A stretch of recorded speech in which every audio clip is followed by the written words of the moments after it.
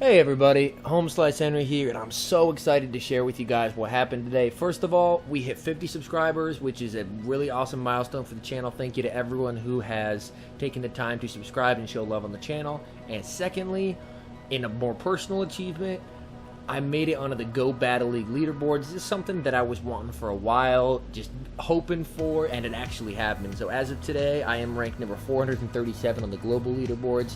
It's an incredible accomplishment, and I'm really proud of myself, and hopefully that I can push even higher on my push to rank 10. So really happy about that. And then for the rest of this video, I will be showcasing a 5-0 set that my girlfriend had running the same team that I do run in the Master Premier League. And this set is actually from our live streams.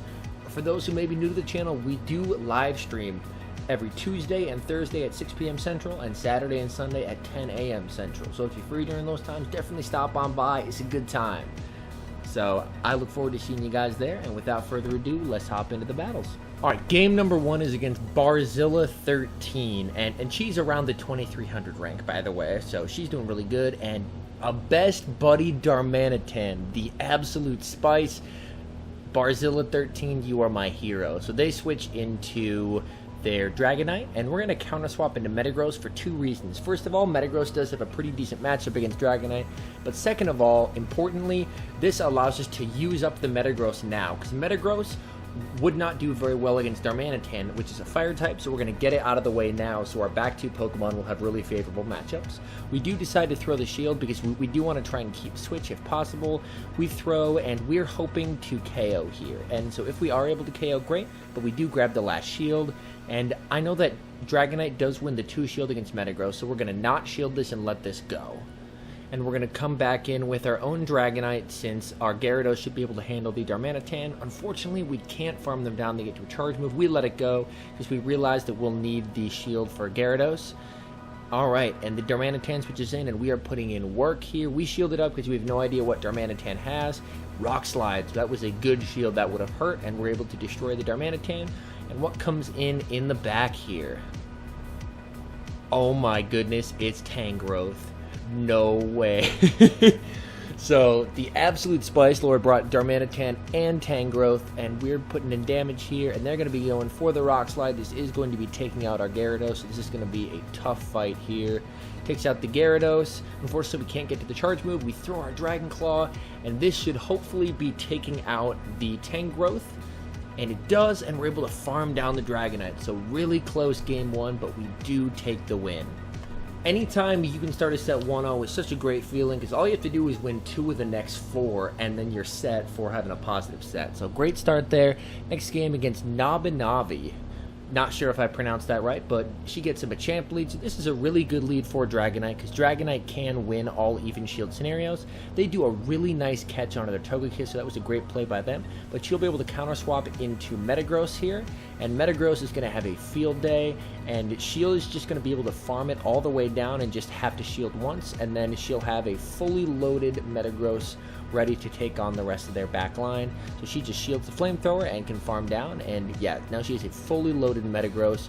These are great, and the Machamp does come in. She lets this go because she can survive a cross chop, and she's going to go for the back-to-back Meteor Mash. This should be pressuring the health and shields of the Machamp. First one is shielded, goes right for the second one. Here, it'd be really nice to get the second shield, and she does. So this is looking really good because we have a really positive matchup up front. And they switch into a Magnezone. So we go just for the last minute Meteor Mash just to get some damage off on it. And then we switch back into our Dragonite. And we switch into the Dragonite here because we don't want our Gyarados to be matched up with the Magnezone, since the Gyarados is taking double super effective damage from Magnezone's electric moves. So here we actually decide to let this go. And it is a wild charge that will KO, because since the defense is lowered, we'll be able to shield with Gyarados and then waterfall down. So we are able to shield that up, waterfall down, and then the Machamp comes in, and then we'll just need to get to 1 Aqua Tail. We will have to survive a Rock Slide, which is going to be doing super effective damage, but we can tank that, and then we'll be able to get to the Aqua Tail and take out the Machamp. And so that's a good game to our opponent as we take game 2. So she's starting off with a 2-0 start. So honestly, you can't have a better start than that physically. So things are looking great for her here. She's hopping into game number 3, searching for an opponent. And it seems that Go Battle League has fixed it so you can get opponents a bit quicker again, which is nice. This one's against H Taurus B, Dragonite into a Togekiss. This is a terrible lead, but watch how this team can handle it. So it goes for the Gyarados here. They switch out into a Gengar. What a spicy choice. Oh my goodness. So she's going to shield this up because Gengar is very squishy but does a ton of damage, and that Shadow Punch may have been enough to take it out, to be honest. So she goes for the Aqua Tail, gets the shield, and Gengar's squishy enough that it's actually going to be shielding up these. So she's going to go ahead and throw the Aqua Tail. That's going to get the shield as well. And here she does decide to let this go since they would be able to outpace her to another one. One more Waterfall, and she's going to be coming back in with the Dragonite to take it out. She is up a shield. She's going to quick swap into Metagross. And they do take a little bit of time on that switch, and that's what's going to end up giving her this game, because Metagross is able to get a big energy lead over Machamp and come close to farming it down, and they resign. Good game. And so 3-0 start. Things are looking amazing. I mean, from this point, you're already moving up, so the stress is gone. Things are looking good. And she begins to search for game 4, and what I really like about this team is it has the ability to come back from bad leads. I mean, last game it was a Togekiss lead. That is the hardest thing that can counter Dragonite, and she was able to pull off the win. And in this one, she gets pretty hard countered from the start again with a Metagross lead, so things are not looking good for her. She is staying in and just trying to do some damage with Dragon Breath. She's going to be building all the way up to the Hurricane. First charge move coming through from the Metagross. She is going to be shielding that up because Meteor Mash does a lot of damage. She's going to be going for the Hurricane. So she does go for the Hurricane here, and this would be doing resisted damage, but quite a bit of damage. It does connect, which is awesome, and charge move coming through, and she's going to double shield. And that's basically the only way that you can beat Metagross in the league, because they'll often choose not to shield, but if you expend both shields, then you can get switch, and here they get a Togekiss. And so here she switches into her Gyarados so they don't farm down the Dragonite, and then they counter swap into Garchomp. This is still honestly a pretty good situation for her because she did get a shield already, which is good. They go straight for the Outrage. That does not kill, and she's able to get to the Aqua Tail because Mudshot is not very good at farming down flying types. Not a lot of people remember Gyarados is a flying type.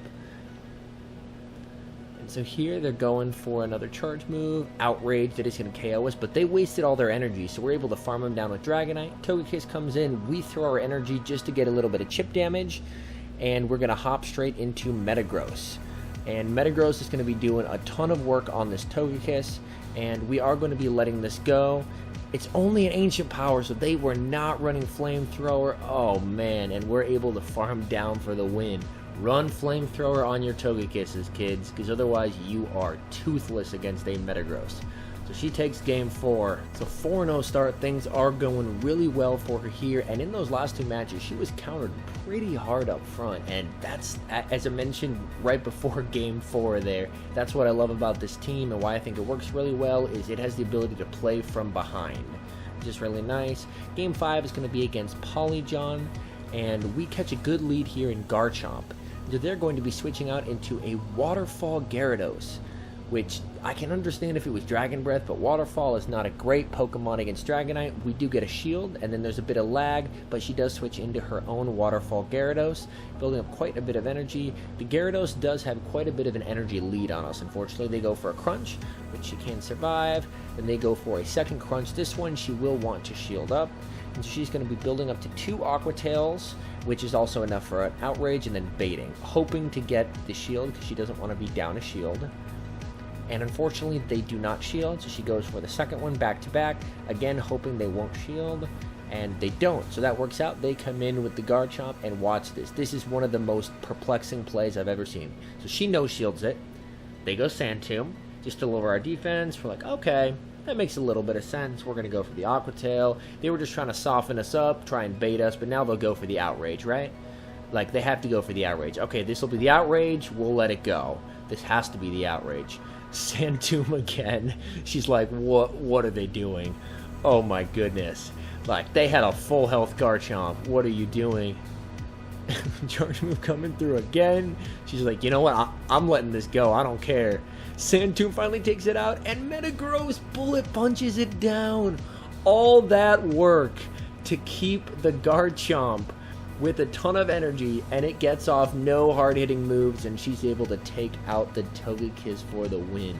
That has to go down as like one of the top 10 most confusing plays I've ever seen in Go Battle League. And keep in mind, this is in the 2300s, so it's not like she was fighting like a rank 1 person who downloaded Go Battle League today. Like, this person made it to rank 8.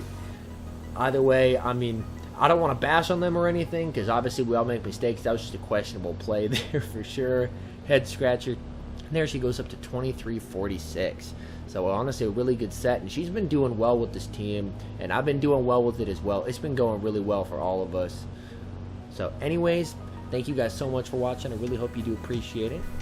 If you enjoyed the video and you're enjoying the content, hit that subscribe button, and that way my beautiful face will be showing up in your sub feed. So anyways, thank you guys so much for watching, and I'll see you in the next one.